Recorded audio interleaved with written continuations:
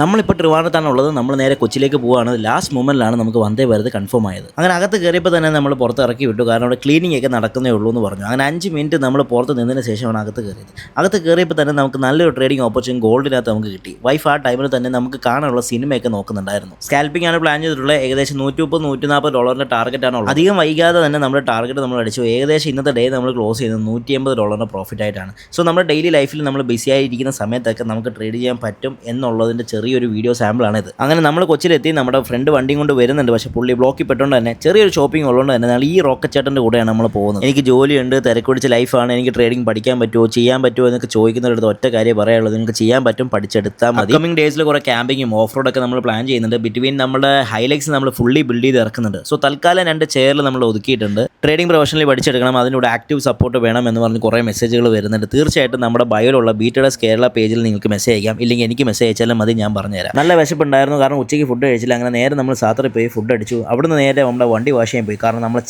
ചിലപ്പോൾ നമ്മൾ നാളെ ട്രിപ്പ് പോയേക്കാം. സോ അപ്കമിങ് ഡേയ്സ് എല്ലാം നമ്മൾ അടിപൊളി വീഡിയോസ് ഇറക്കുന്നതായിരിക്കും. Do follow.